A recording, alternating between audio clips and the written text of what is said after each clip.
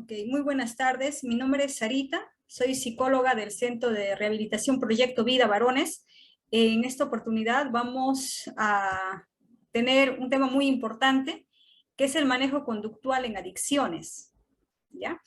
Si bien es cierto, cada uno de nosotros, lo primero que hacemos para poder internar a uno de nuestros familiares es identificar, ¿no?, conductas que no están siendo del todo adaptadas, ¿no? Conductas que vienen perjudicando tanto a la misma persona que está sumergida en el consumo de sustancias, como también a los familiares, ¿verdad? Entonces, por eso es importante que todos nosotros podamos aprender acerca del manejo conductual en adicciones, ¿no? Sin embargo, antes de iniciar ya con este taller, me gustaría saber si me están logrando escuchar de manera adecuada. ¿Alguien, por favor, puede prender el micrófono y poder ayudarme? ¿Me escucha? Buenas tardes. Sí, sí se le escucha bien. Oh, muchas gracias, Janet. Muy bien, entonces vamos a iniciar. Para que nosotros podamos comprender acerca del manejo conductual de adicciones, es importante reconocer cuáles son las características de las adicciones, ¿ya? De manera general, es importante saber que las adicciones son un tipo de enfermedad crónica, ¿ya? Es decir, se puede controlar, pero a la misma vez no hay cura al 100%. Es decir, la persona que lo padece aprende a controlar, a automonitorear, ¿ya? También sabemos que para el tema de las adicciones, actualmente existe, ¿no?, el tratamiento farmacológico, pero eso no significa que con el consumo de la medicina el paciente se va a restablecer, ¿no? Es decir, se va a curar. Lo que hace el tratamiento farmacológico es brindarle estabilidad, ¿no? Le ayuda, pero no, las pastillas definitivamente no curan las adicciones, ¿ya? Eso vamos a tenerlo presente. Ahora, toda persona que consume sustancias, sí o sí, en su sistema nervioso, existe un cambio, ¿ya? Altera el funcionamiento normal del sistema nervioso. ¿Eso qué significa? Que al alterar el funcionamiento del sistema nervioso, también afecta en la conducta propia de la persona, ¿ya? Muy bien. También un aspecto general importante de las adicciones de la persona que está consumiendo sustancias es que son pacientes egosintónicos. ¿Qué significa eso? Que al consumir, ¿no?, estas personas tienen mucha probabilidad de consumirlo de manera compulsiva, ¿ya? Consume una vez, ¿no?, aumenta la frecuencia, aumenta la intensidad del consumo, ¿ya? Ahora, y me gustaría que ustedes presten mucha atención al siguiente aspecto general de todo paciente que consume sustancias. Por lo general, la persona que está consumiendo no tiene una motivación real al cambio, ¿ya? Es decir, considera que no tiene ningún problema. Y mientras una persona no asume, no es consciente que tiene un problema, alguna dificultad, ¿ustedes creen que va a haber motivación para que cambie? Por supuesto que no, no lo hay. Si yo siento que no tengo una enfermedad física como gastritis, ¿voy a acudir al médico para yo recibir ayuda para la gastritis? Por supuesto que no, porque yo considero que estoy bien. Es lo mismo que sucede con nuestros pacientes. La mayoría de ellos, por no decir casi todos aquí en los diferentes centros de rehabilitación que tenemos, ingresan porque alguien de la familia se ha percatado que él necesita ayuda, ¿ya? Entonces, la mayoría de ellos no son conscientes, y esto es un trabajo bastante arduo, que por cierto, le compete, ¿no?, al profesional de psicología. Sin embargo, también se requiere de la ayuda complementaria del familiar. Muy bien. Ahora, vamos a ver algunas características, ¿ya?, que tiene las adicciones, ¿ya? Por ejemplo, el consumo de diversas sustancias tiene una característica compulsiva, ¿ya? ¿Qué significa que esta característica sea compulsiva? Es decir, es bastante repetitiva, y al hacerlo, lo hace, ¿no?, cada vez con más frecuencia, ¿ya? Es obsesiva. ¿Por qué razón? Porque constantemente está pensando, ¿ya? Está pensando en utilizar diferentes medios para poder conseguir la sustancia, ¿ya? Ya está pensando cómo vender las cosas, cómo llorar a la mamá, amenazar a la familia, para que en cierto modo le dé algo de dinero o adquiera algún tipo de medio para poder conseguir la sustancia. Es decir, es obsesiva porque está constantemente pensando, ¿ya?, en cómo obtener la sustancia, y es compulsiva. ¿Por qué? Porque sus actos le llevan, ¿no?, de cualquier manera a ir y obtener la sustancia, ¿ya? Ahora, también se dice que las adicciones, ¿no?, es una enfermedad crónica. ¿Por qué razón? Porque la adicción afecta netamente al sistema nervioso, ¿ya? Sobre todo al área prefrontal. ¿Dónde queda el área prefrontal? Todos los que me están escuchando ahora, tóquense la parte de la frente, ¿no? Este lugar, esta área del cerebro, es el área prefrontal. Allí, con esa área de nuestro cerebro, nosotros tomamos decisiones, ¿ya? Emitimos juicios, ¿ya? Una persona que consume, lamentablemente, tiene cambio fisiológico, es decir, la forma del cerebro cambia, y al cambiar la forma, ¿qué es lo que sucede? También cambia las funciones. Ahora, ¿por qué se dice que también las adicciones tienen una característica de enfermedad primaria? Porque al iniciar en el consumo y proseguirlo, es muy difícil de controlar. Ustedes habrán escuchado a su familia, ¿no?, decir, no, ya lo prometo, esta vez voy a dejar, yo sé que me hace mal, y sé que me he portado mal, y lloran, y prometen, y hacen muchas cosas, pero cuando ya esto se vuelve crónico, ¿ya? Es muy difícil de poder controlar. Por más que ellos creen y saben que les hace daño, pero es muy difícil, porque ya hay cambio, ya hay variación a nivel fisiológico, ¿ya? Ahora, también una característica de las adicciones que es tratable, ¿no? Es tratable, y para ello se requiere de un equipo multidisciplinario, ¿no? Tanto de la ayuda del psiquiatra, la ayuda de psicología, la ayuda de manera conductual, ¿ya? Y para que nosotros podamos, ¿no?, restablecer, ¿no?, a lo menos la salud del paciente, recordemos que todo es de manera progresiva, ¿ya? Por ser una enfermedad, ¿no?, que tiene un componente también neurológico, es decir, hay variación en el sistema nervioso, es muy progresivo, así que no vamos nosotros a encontrar una cura mágica, ¿no? Que por lo general nuestros pacientes de acogida sienten eso, ¿no? Ya están una semana, 2 semanas, va un mes, 3 meses, que dicen, no, ahora sí yo ya he comprendido que ya no debo de consumir, ¿no? Ya me he curado, ya estoy esperando tener mi terapia mixta para decirle a mi mamá, a mi pareja, que me saque de aquí del centro, ¿no? Pero eso no sucede, porque para toda recuperación, y más una enfermedad como esta, el progreso y la recuperación es paulatina, no es de la noche a la mañana. Así que a ustedes también como familia se les pide, ¿no?, que trabajen juntamente con el profesional de psicología, y que también tengan bastante paciencia, porque recuerden que al haber variación en el sistema nervioso, la conducta de mi paciente es la conducta de mi familia, ¿no? Es difícil de modificar, ¿ya? Ahora, otra característica, ¿no?, que tiene el consumo de sustancias es que hace comorbilidad. ¿Qué significa eso? Que a raíz del consumo, ¿no?, yo tengo un problema de adicción, la enfermedad de adicción, y al estar consumiendo esas sustancias, al estar inmerso en las adicciones, voy a adquirir otros tipos de trastornos, ¿ya?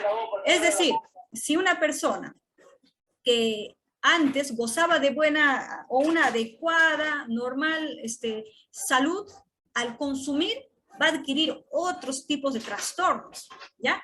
Y uno de ellos es el síndrome orgánico cerebral, como ustedes lo pueden leer, ¿no? Es todo un conjunto de desórdenes que se originan, ¿no?, por el deterioro, ¿ya?, de las estructuras cerebrales.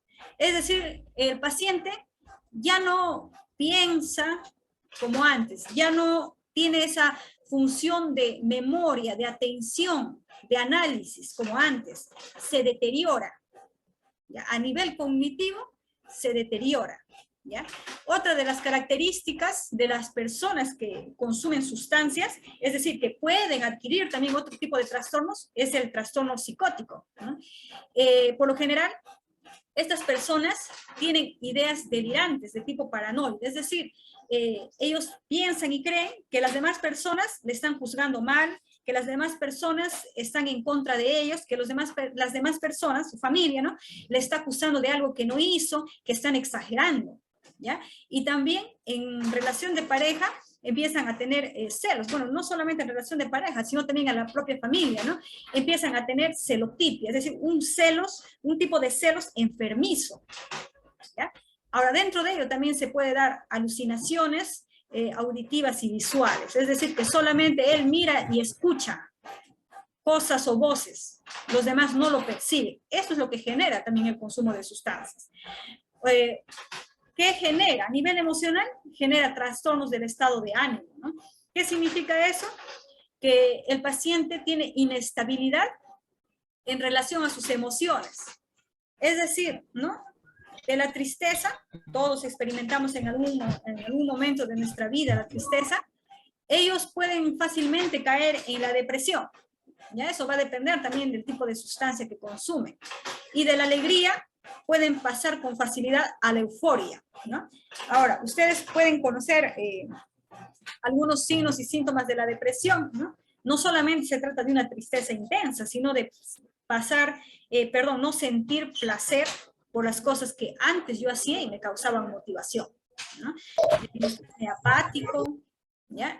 Ahora, en cuestión de la alegría, pasar a la euforia, ¿qué genera? ¿No? Que el paciente o la persona que consuma sustancias tiene un tipo de alegría exagerada, ¿no? Es decir, habla más de lo normal, se irrita más de lo normal, considera que gana mucho dinero, que viene de una familia sumamente adinerada, ¿ya?, y se desborda. Es decir, una persona que consume sustancias puede llegar a tener incluso diferentes trastornos del estado de ánimo, ¿ya?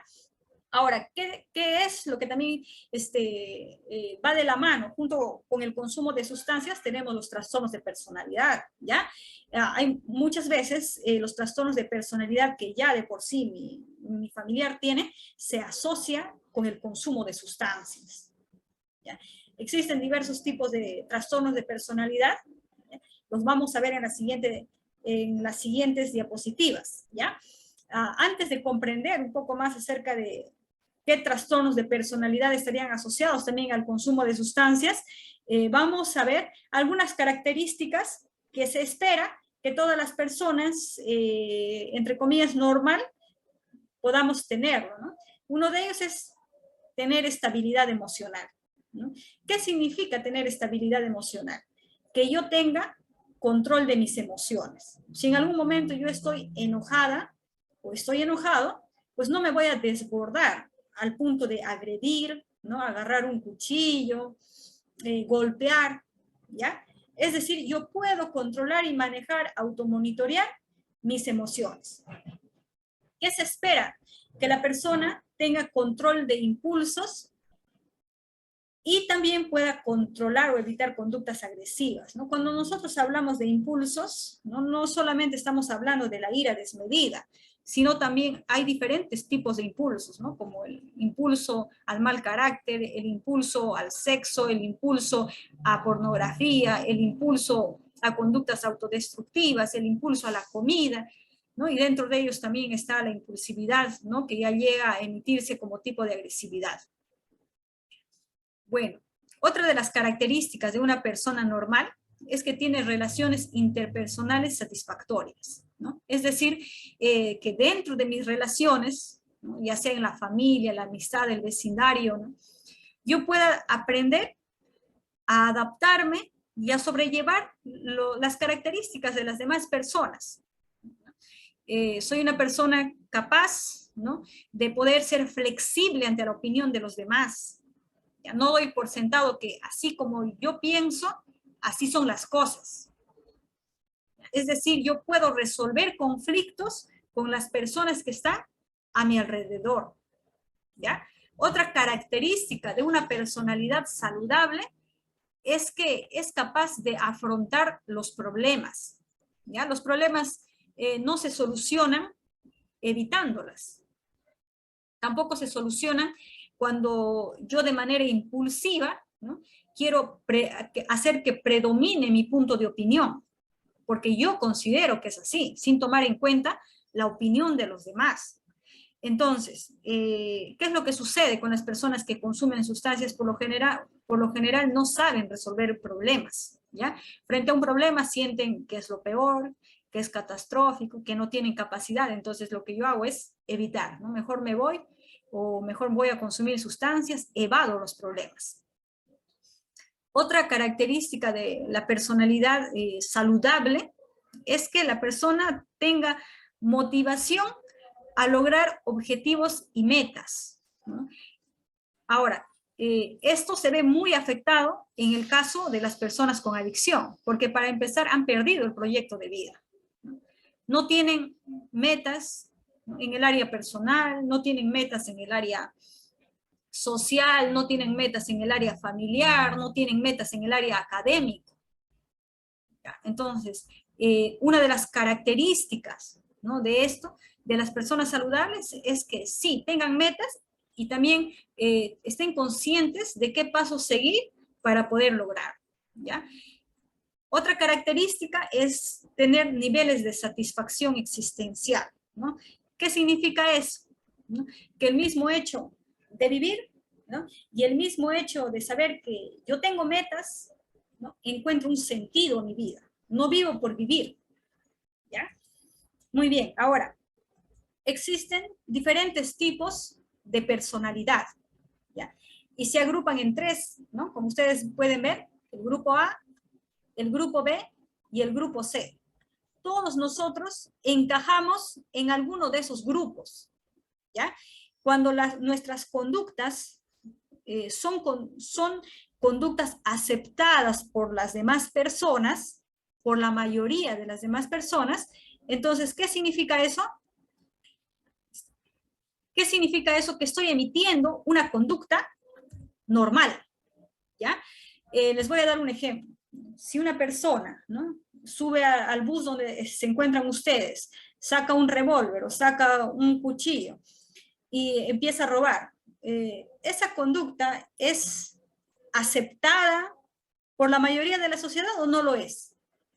A ver, quiero respuestas. Ayúdame respondiendo. A ver. No es aceptada, señorita.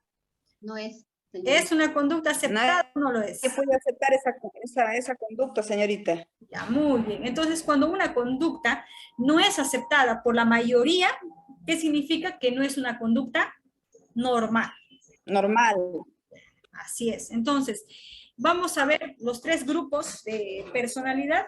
Les voy a ir describiendo de manera breve, ¿ya? En el grupo A tenemos a los extraños o excéntricos, ¿no? Dentro de ellos encontramos a la personalidad de tipo paranoide, ¿no? La personalidad de tipo paranoide es aquella persona que está pensando que los demás traman algo contra él, que le están haciendo daño, que están confabulando, ¿no?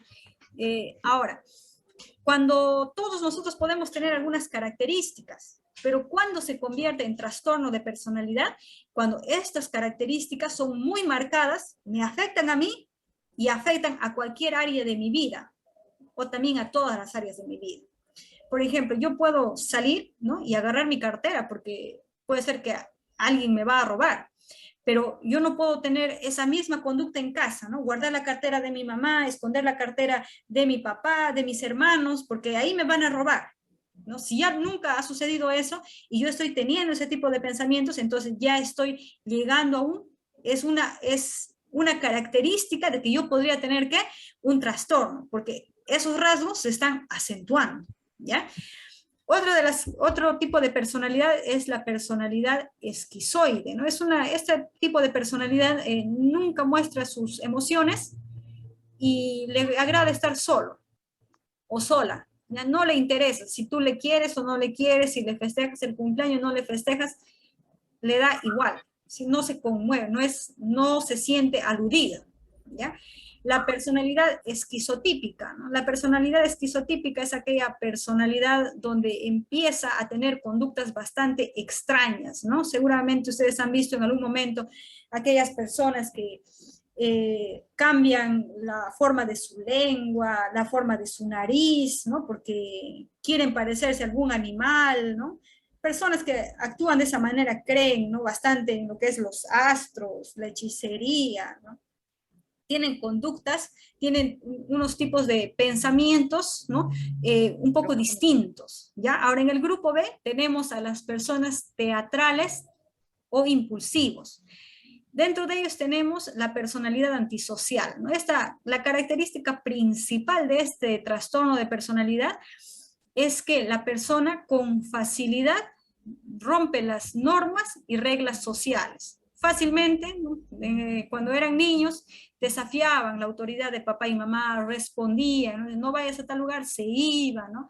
Ahora, cuando son adultos, no tienen ninguna dificultad en fácilmente involucrarse en problemas legales, ¿ya?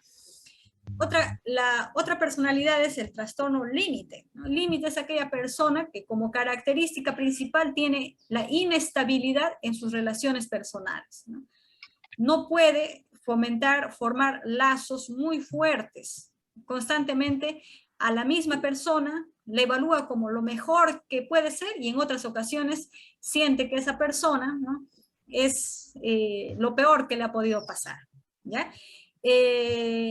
La personalidad histriónica es aquella persona que siempre está llamando la atención, le gusta ser el centro de atención, y si no logra su objetivo, ¿no? Entonces se siente mal, ¿no? La personalidad histriónica es la que dramatiza, ¿no? Te puede llorar, te hace una muy buena actuación digna de un Oscar, ¿ya? La personalidad narcisista. La personalidad narcisista es aquella persona que se considera superior a los demás, ya que su opinión es lo más importante, que siempre tiene la razón y mira a las demás personas por debajo de los hombros, ¿ya? En el caso de el Centro de Proyecto Vida Varones, la mayoría, ¿no? Tiene un trastorno antisocial, el primero que hemos explicado, ¿ya? Es decir, fácilmente rompe las normas y reglas. Para consumir la sustancia voy, robo, agredo, ¿no? Vendo las cosas de la casa. Fácilmente rompen las normas, ¿ya? Son poco empáticos, son muy poco empáticos, ¿no? Puedes estar llorando, te va a consolar, ¿no? Y a la misma vez son muy manipuladores, ¿no? En realidad el grupo B, otra característica es que son bastante manipuladores, ¿ya? Lo vamos a tener en cuenta. Cuando vayan a sus psicólogos, pregunten, ¿no? ¿Qué rasgos de personalidad tiene mi paciente, mi familia, ¿no? ¿Qué rasgos? Para que ustedes también lo puedan ir conociendo. Ahora, en el grupo C tenemos a los ansiosos o temerosos, ¿no? Y curiosamente, ¿no? Cuando nosotros tenemos a un paciente, ¿no? Que es del grupo B, también encontramos un familiar del grupo C, ¿no? Y ahí se desarrolla la famosa codependencia, que seguramente ustedes ya lo han escuchado en las otras sesiones. Entonces, ¿quiénes están dentro del grupo C? Las personas evitativas, ¿no? Son aquellas personas que tienen mucho recelo a que le critiquen. Siempre está que dirán, con la famosa